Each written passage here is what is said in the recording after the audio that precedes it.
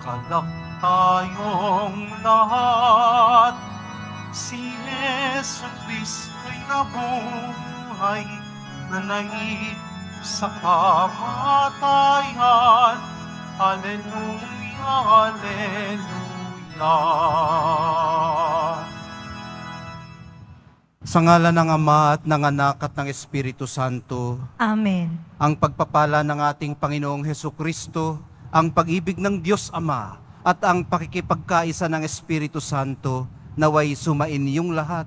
At sumaiyo rin. Mga kapatid, aminin po muna natin pagsisihan ang ating mga kasalanan upang tayo po ay maging marapat gumanap sa banal na pagdiriwang.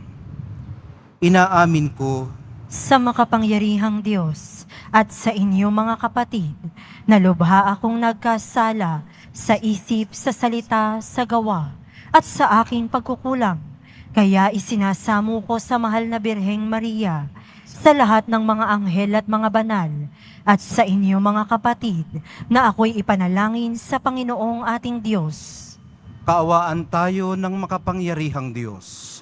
Patawarin sa ating mga kasalanan at patnubayan sa buhay na walang hanggan. Amen.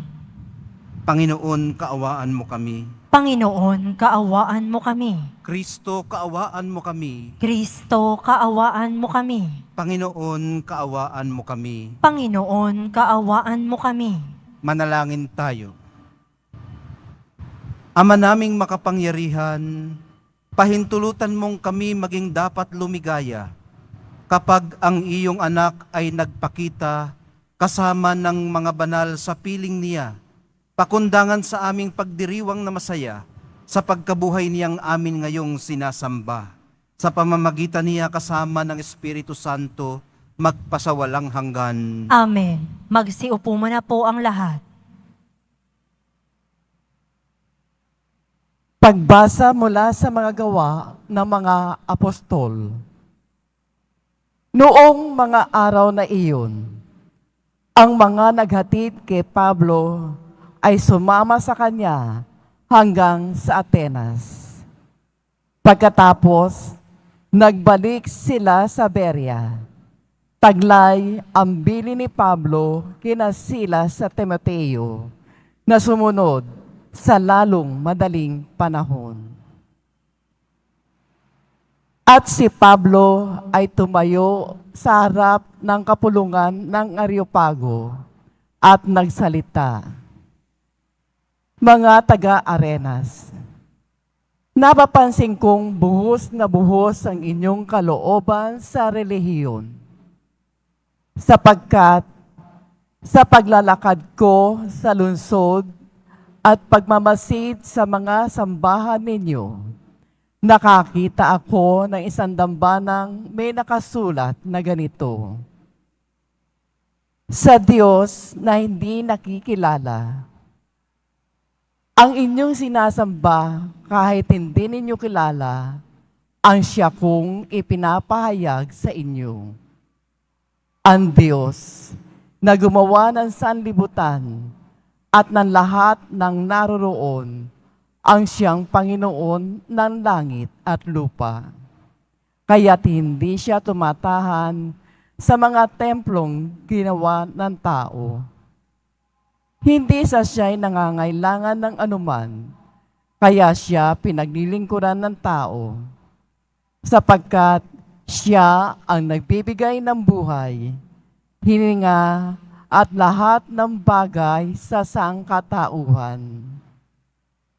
Mula sa isa'y nilikha niya ang lahat ng lahi sa balat ng lupa. Itinakda niya ang kanya-kanyang panahon at hangganan. Ginawa niya ito upang hanapin nila ang Diyos. Baka sakaling sa kanilang pag-aapuhap ay matagpuan siya. Ang totoo, hindi naman siya malayo sa bawat isa sa atin, sapagkat hawak niya ang ating buhay, pagkilos at pagkatao. Tulad ng sinabi ng ilan sa inyong mga makata, Tayo nga'y mga anak niya. Yamang tayo'y mga anak ng Diyos. Huwag nating akalain na siya ay tulad ng larawang ginto, pilak o bato na pawang likha ng isip at kamay ng tao. Mahabang panahong di pinansin ng Diyos ang di pagkakilala sa Kanya ng tao. Ngunit ngayon, iniuutos niya na magsisisilat talikdan ang kanilang masamang pamumuhay. Sapagkat itinakda na niya ang araw ng paghuhukom sa sanlibutan, at ito'y buong katarungan niyang gagawin sa pamamagitan ng kanyang hinirang. Pinatunayan niya ito sa lahat nang buhayin niyang muli ang taong iyon. Nang marinig nila ang sinabi ni Pablo tungkol sa muling pagkabuhay, tinuya siya ng ilan. Ngunit sinabi naman ng iba, ibig namin kayong mapakinggan uli tungkol dito. At umalis doon si Pablo. May ilang sumama sa kanya at sumampalataya sa Diyos. Kabilang dito, si Dionisio na isa sa mga bumubuo ng kapulungan ng Areopago. May sumama ring babaeng nagngangalang Damaris at mga iba pa. Pagkatapos, umalis si Pablo sa Arenas at nagtungo sa Corinto. Ang salita ng Diyos. Salamat sa Diyos.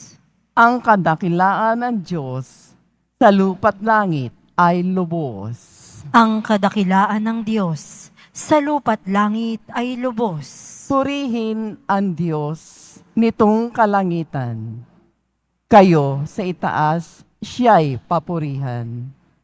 Ang lahat ng anghel, magpurit magdiwang, kasama ang hukbo, roong karamihan. Ang kadakilaan ng Diyos sa lupa't langit ay lubos. Pupurihin siya ng lahat ng tao, hari at prinsipe, lahat ng pangulo, babait, lalaki, mga kabataan, matatandang tao't kaliit-liitan. Ang kadakilaan ng Diyos sa lupa't langit ay lubos. Sa ngalan ng poon, lahat ay magpuri. Ang kanyang pangalay pinakamaigi. Sa langit at lupay walang kasimbuti. Ang kadakilaan ng Diyos sa lupa't langit ay lubos. Siyang nagpalakas sa sariling bansa, kaya pinupuri ng piniling madla. Ang bayang Israel, mahal niyang lubha. Ang kadakilaan ng Diyos sa lupa't langit ay lubos. Magsitayo na po ang lahat.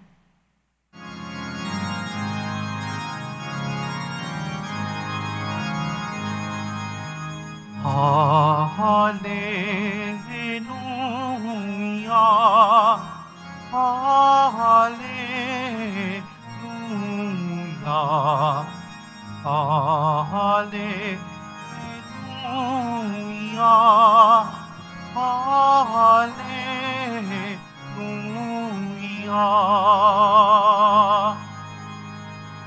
Hiningin ko sa Ama, Espiritu'y isugo niya upang sumainyo wina. Hallelujah,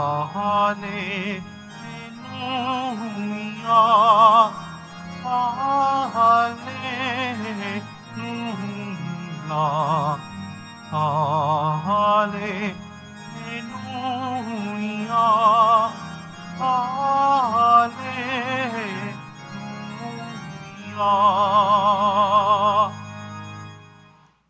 Sumainyo ang Panginoon. At sumaiyo rin. Ang mabuting balita ng Panginoon ayon kay San Juan. Papuri sa iyo, Panginoon. Noong panahong yun, sinabi ni Jesus sa kanyang mga alagad, Marami pa akong sasabihin sa inyo, ngunit hindi pa ninyo kayang unawain ngayon. Pagdating ng Espiritu ng katotohanan, tutulungan niya kayo upang maunawaan ninyo ang buong katotohanan. Sapagkat magsasalita siya hindi sa ganang kanyang sarili. Sasabihin niya sa inyo ang kanyang narinig at ipapahayag ang mga bagay na darating. Pararangalan niya ako, sapagkat sa akin nagmumula ang ipapahayag niya sa inyo. Ang lahat ng sa Ama ay akin. Kaya ko sinabing sa akin magmumula ang ipapahayag niya sa inyo. Ang mabuting balita ng ating kaligtasan. Pinupuri ka namin, Panginoong Hesukristo. Magsiupo muna po ang lahat. Good afternoon po sa inyong lahat. Ang magandang balita pong hatid ng mga pagbasa natin ngayon, hindi po malayo sa bawat isa sa atin ang Diyos. Kahit pakiramdam natin ay wala siya o napakalayo niya. Ang sabi po ni Apostol Pablo, hawak niya ang ating buhay, pagkilos at pagkatao. Dagdag pa niya, hindi siya nananahan sa mga templong ginawa ng tao. Nananahan po siya sa templong ginawa niya. Ang ating mga puso't kalooban. Templo po tayo ng Espiritu Santo. Mas malapit po siya sa atin kaysa tayo sa ating sarili. Mas malapit siya sa atin kaysa tayo sa ating sarili. At ito po ang ating mapanghahawakan. Bilang kanyang nilikha, likas po sa atin ang hanapin siya na ating manlilikha. Likas sa atin ang sumamba. Gaya po ng naobserbahan ni Pablo sa mga taga-Atenas o Athens. Buhos na buhos ang kanilang kalooban sa relihiyon. May dambana pa silang nakalaan sa Diyos na hindi nakikilala. Ang inaakala nilang Diyos na hindi nakikilala, ang ipinakikilala na ni Pablo sa kanila.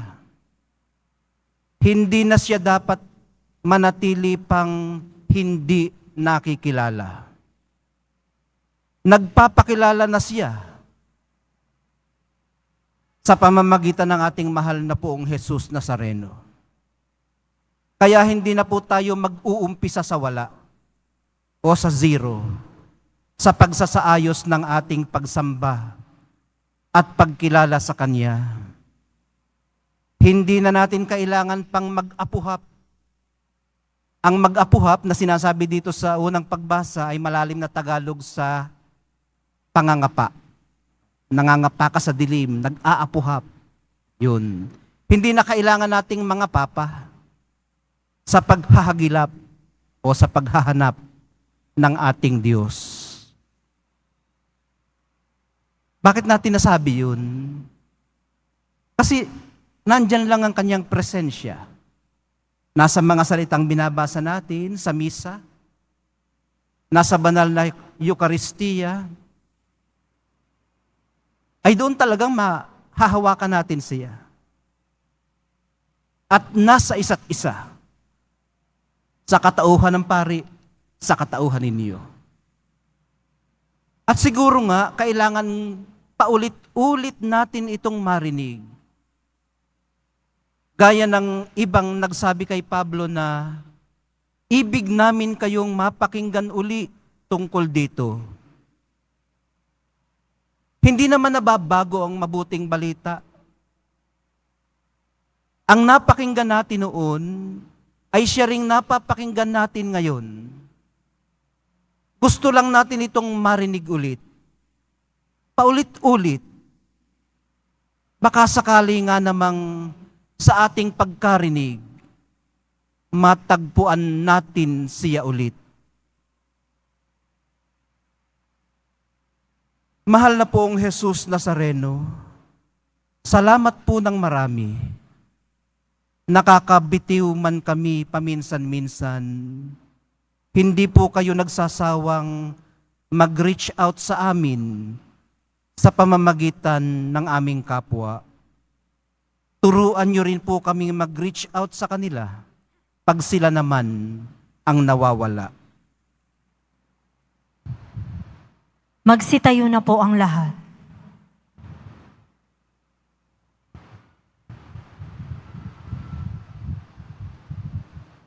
Minamahal kong mga kapatid, hindi tayo iniwang ulila ng ating amang nasa langit. Bagkus ipinadala niya sa atin ang kanyang banal na espiritu. Sambitin natin ang ating sama-samang panalangin sa kapangyarihan ng espiritu ng katotohanan. Akayin nawa kami ng iyong espiritu ng katotohanan, O Panginoon. Akayin nawa kami ng iyong espiritu ng katotohanan, O Panginoon. Ang simbahan naway maging masigasig sa paghahatid ng mensahe ni Jesus sa lahat ng tao. Manalangin tayo. Akayin nawa kami ng iyong espiritu ng katotohanan, O Panginoon. Ang mga namamahala at may kapangyarihan naway maghatid ng kapayapaan at katarungan sa mga bansa. Manalangin tayo. Akayin nawa kami ng iyong espiritu ng katotohanan, O Panginoon.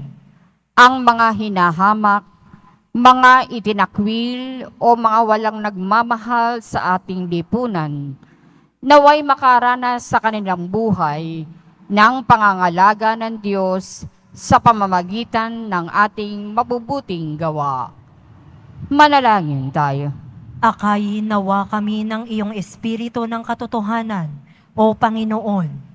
Ang mga may sakit at nagdurusa, naway makakita at makadama ng mapagmahal na presensya ng Diyos. Manalangin tayo. Akayin nawa kami ng iyong espiritu ng katotohanan, O Panginoon. Ang mga namayapa, naway muling buhayin alang-alang sa muling pagkabuhay ng Panginoon. Manalangin tayo. Akayin nawa kami ng iyong espiritu ng katotohanan, O Panginoon. Hilingin natin sa Panginoon na ipagkaloob ang biyaya ng ulan na siyang matinding pangangailangan ng ating bansa upang ang pinsala sa mga pananim at kabuhayan at ang napipitong krisis sa tubig at kuryente ay maiwasan. Manalangin tayo. Akayin nawa kami ng iyong espiritu ng katotohanan, O Panginoon. Panginoon, loobin mo nawa na lalo pang ihayag sa amin ng banal na espiritu ang mga katotohanang inihayag ni Jesus na nabubuhay kasama mo ngayon at magpasawalang hanggan. Amen. Magsiupo muna po ang lahat.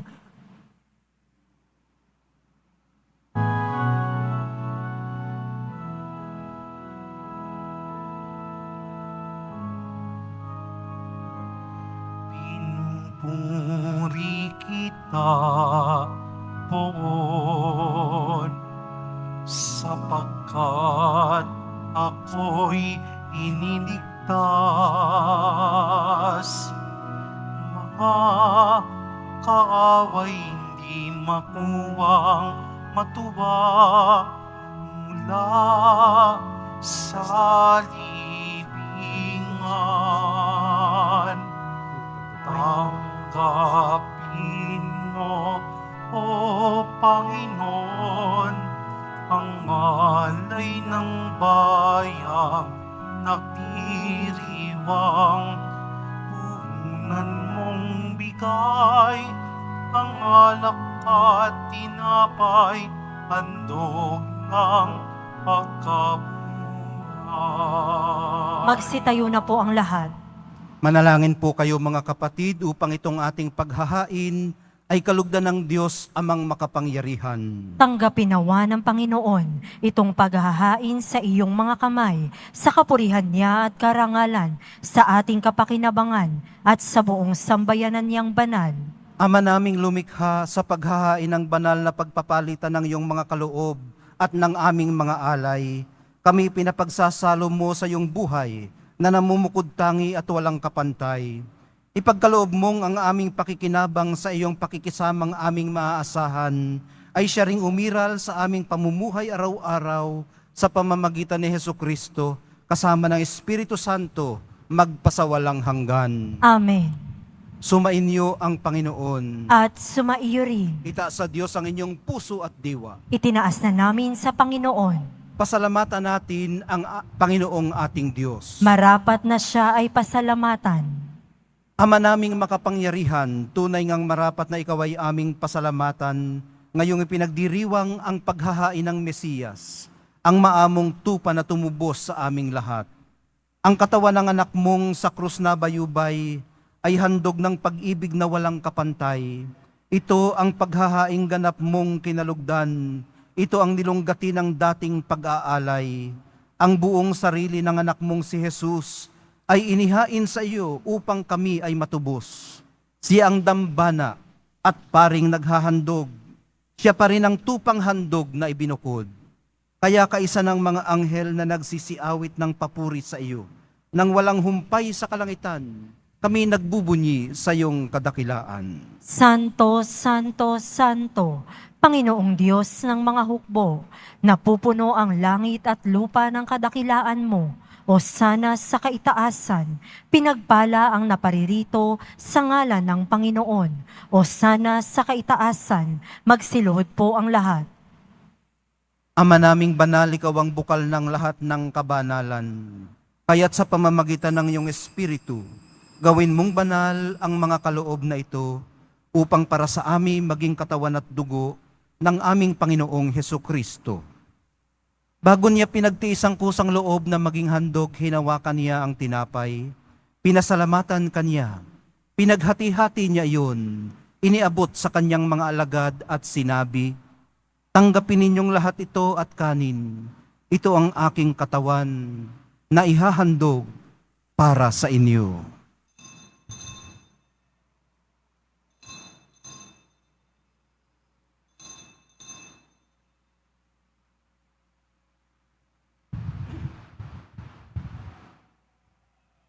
Gayon din naman, noong matapos ang hapunan, hinawakan niya ang kalis.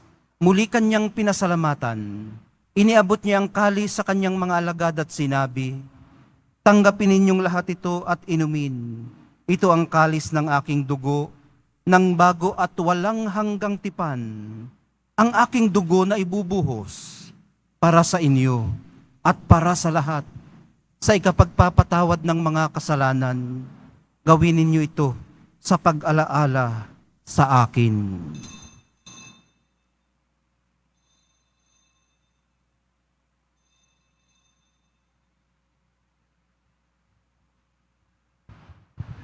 Magsitayo na po ang lahat. Ipagbunyi natin ang misteryo ng pananampalataya. Si Kristo'y namatay, si Kristo'y nabuhay, si Kristo'y babalik sa wakas ng panahon. Ama, ginagawa namin ngayon ang pag-alala sa pagkamatay at muling pagkabuhay ng iyong anak. Kaya't iniaalay namin sa iyo ang tinapay na nagbibigay buhay at ang kalis na nagkakaloob ng kaligtasan. Kami nagpapasalamat dahil kami iyong minarapat na tumayo sa harap mo para maglingkod sa iyo. Isinasamo namin kaming magsasalo-salo sa katawan at dugo ni Kristo ay mabuklod sa pagkakaisa sa pamamagitan ng Espiritu Santo. Ama, lingapin mo ang iyong simbahang laganap sa buong daigdig. Puspusin mo kami sa pag-ibig, kaisa ni Francisco na aming Papa at ni Jose na aming Obispot ng Tanang Kaparian. Alalahanin mo rin ang mga kapatid naming nahimlay, nang may pag-asang sila'y muling mabubuhay, gayon din ang lahat ng mga pumanaw.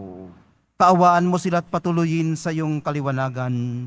Kaawaan mo at pagindapatin kaming lahat na makasalo sa iyong buhay na walang wakas. Kaisa ng mahal na Birheng Maria na ina ng Diyos, ng kabiyak ng puso niyang si San Jose, kaisa ng mga apostol ni San Juan Bautista at ng lahat ng mga martir at mga banal na namuhay dito sa daigdig ng kalugod-lugod sa iyo, maipagdiwang nawa namin ang pagpupuri sa ikararangal mo sa pamamagitan ng iyong anak na aming Panginoong Hesus Kristo. Sa pamamagitan ni Kristo, kasama niya at sa Kanya, ang lahat ng parangal at papuri ay sa iyo, Diyos Amang makapangyarihan, kasama ng Espiritu Santo, magpasawalang hanggan. Amen. Sa tagubili ng mga nakagagaling na utos at sa turo ni Jesus, na Panginoon natin at Diyos, ipahayag po natin ng lakas loob.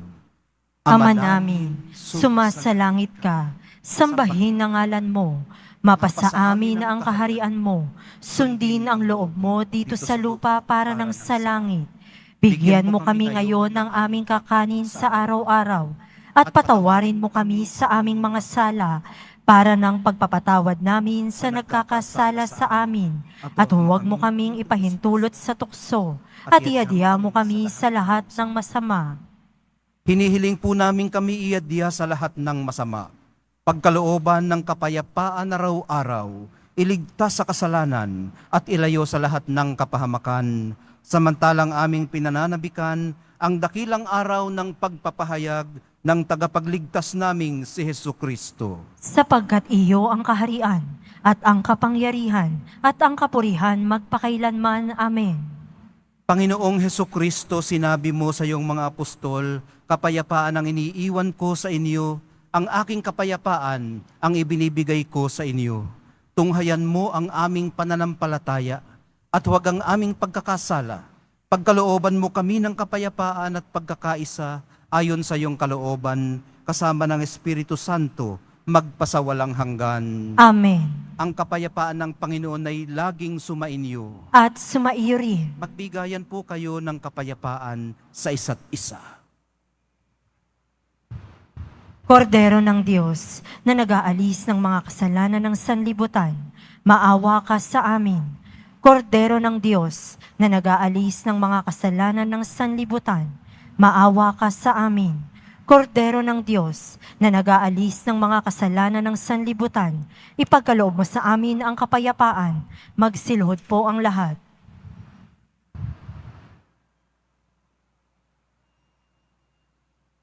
Ito ang kordero ng Diyos. Ito ang nag-aalis ng kasalanan ng sanlibutan. Mapapalad ang mga inaanyayahan sa piging ng kordero. Panginoon, hindi ako karapat dapat na magpatuloy sa iyo, ngunit sa isang salita mo lamang ay gagaling na ako.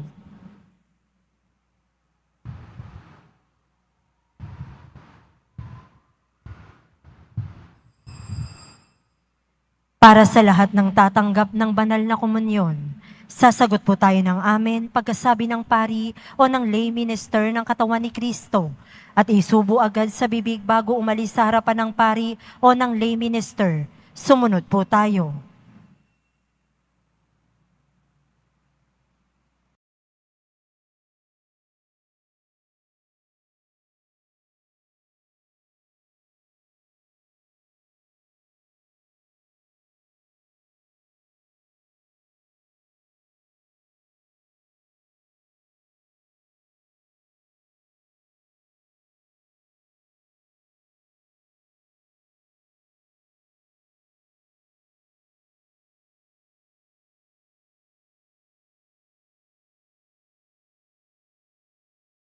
Magsitayo na po ang lahat. Manalangin tayo. Ama naming mapagmahal, manatili po kayong kapiling ng iyong sambayanan, na ngayoy pinapakinabang mo sa iyong sariling buhay, at loobin mong kami pasulong na makahakbang mula sa dati naming pagkamakasalanan patungo sa pagbabagong nagdudulot ng iyong kabutihan sa pamamagitan din ni Jesucristo, kasama ng Espiritu Santo, magpasawalang hanggan. Amen. Sumainyo ang Panginoon. At sumaiyo rin. Mahal na pong Jesus Nazareno, inihayag mo sa pamamagitan ng krus ang walang maliw na pag-ibig ng Diyos sa sangkatauhan. Pakinggan mo ang kahilingan ng iyong angkan na nagsusumamo sa iyo. Makamtanawa nila ang inyong katugunan at tanggapin ang kasagutan na may utang na loob na tinatanaw. Basbasan din po ninyo at pagpalain ang kanilang mga pinasasalamatan, hinihiling at pinagsusumakitan sa araw-araw, pati na ang daladala nilang mga imahen at dasalan. Sa pamamagitan ng bendisyon na ito, naway maalala nila ang mga pangako nila noon sa binyag, na ikaw ang kanilang iibigin at paglilingkuran bilang Panginoon magpasawalang hanggan. Amen. At pagpalain kayong lahat at ang inyong mga ipinagdarasal, ang inyong pamilya at mga komunidad ng makapangyarihan at mapagmahal na Diyos, Ama, Anak, at Espiritu Santo. Amen. Naihandog na po natin ang banal na misa. Humayo kayong taglay ang kapayapaan ng Poong Jesus Nazareno. Salamat sa Diyos.